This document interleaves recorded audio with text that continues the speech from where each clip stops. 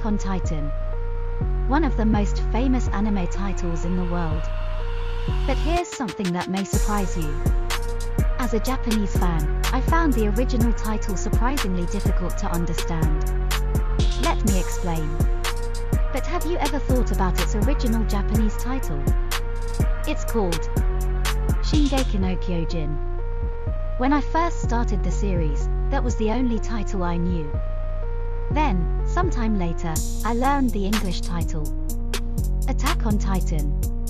And honestly, my reaction was, wow, that's cool. Seriously. I didn't even know the word Titan. I only knew the word giant. So, Titan sounded powerful, mysterious, and epic. Even the rhythm of the title sounded cool to me. Attack on Titan.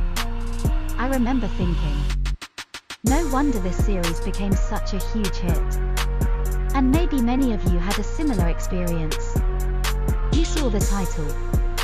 You thought, that looks awesome. And you started watching, excited to find out what kind of story it was. But my experience was very different. People often say that Japanese is an ambiguous language. And sometimes, that ambiguity finds its way into anime titles as well. For me, Shingeki no Kyojin was one of those titles. The Japanese title left me confused. And as I watched the story unfold, my understanding of that title kept changing. In this video, I'd like to share that personal experience with fellow anime fans around the world. How the Japanese title felt to me. Why it seemed so ambiguous. And how that ambiguity shaped my experience of the story in a way that was very different from the English title. One more thing. This video contains major spoilers for the entire series. So if you haven't finished Attack on Titan yet, I strongly recommend stopping here. こんにちは、ともです。それではどうぞごゆっくり。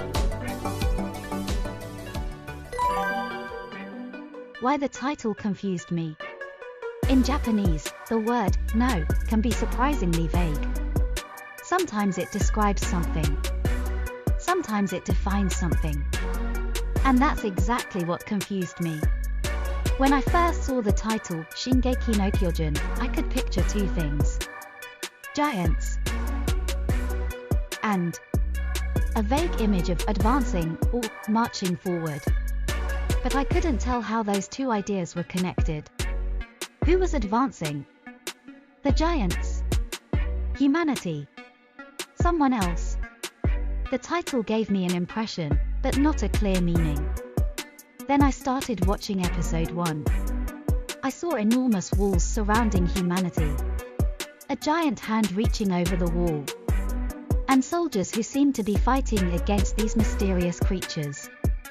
At first, I wondered. Are humans at war with giants?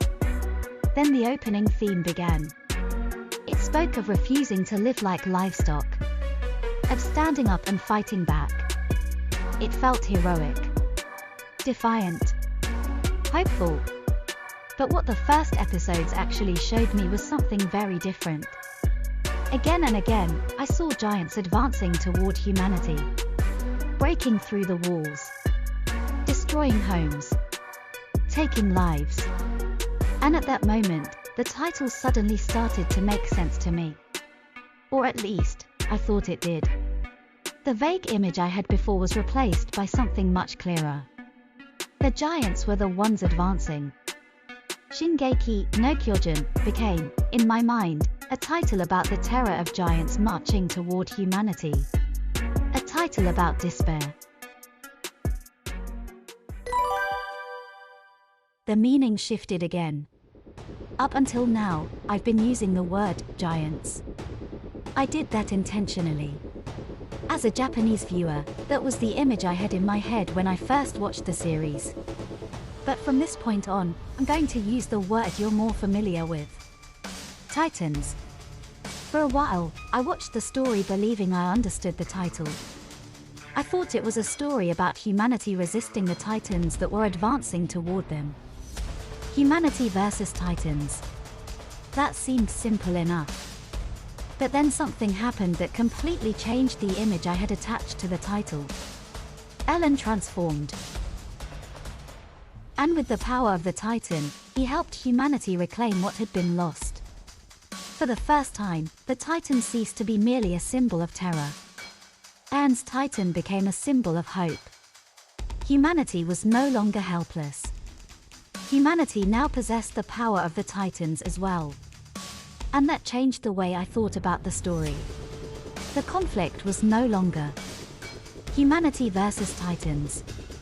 Instead, it became Titans versus Titans.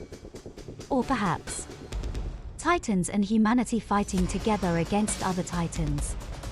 The title changed in my mind once again. I no longer saw Shingeki no Kyojin as a title about Titans advancing toward humanity. Now it felt like a title about the Titan advancing on humanity's behalf. The Titan leading the counterattack. The Titan moving forward. And, like many fans, I became fascinated by the mysteries surrounding these Titans. Why was Eren different? Why were some Titans intelligent while others were not? Where did the intelligent Titans come from? What did they want? As I followed these mysteries, one question became more and more important. What was hidden in Eren's father's basement? I couldn't wait to reach that basement and finally learn the truth. The title was a name. At last, Eren and the Survey Corps reached the basement. And one by one, the secrets of the world began to unfold. Through his father's memories, Eren learned the truth about the Titans.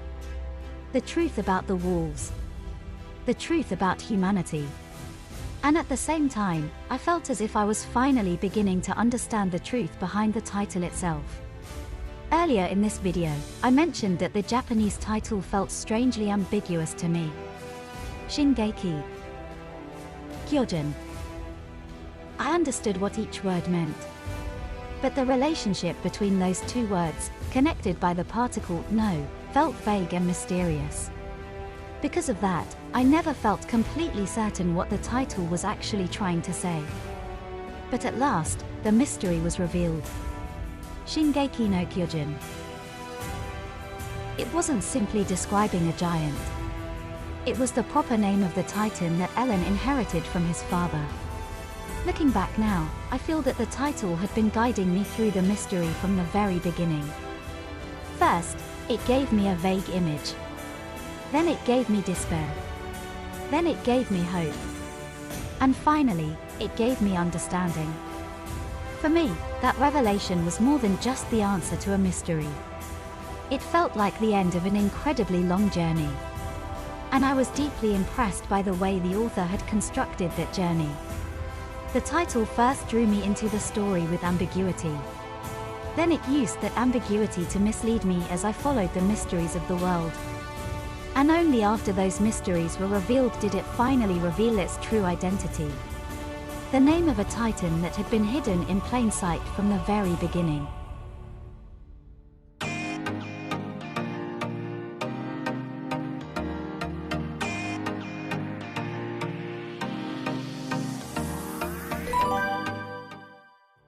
Still moving forward.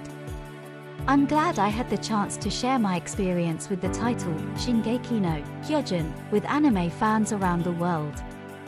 I'd love to hear your thoughts as well. Now that we've looked back on the entire story together, I'd like to leave you with one final question. How did Attack on Titan change you? For me, it changed many things. The way I see the world. The way I think about freedom. The way I think about good and evil.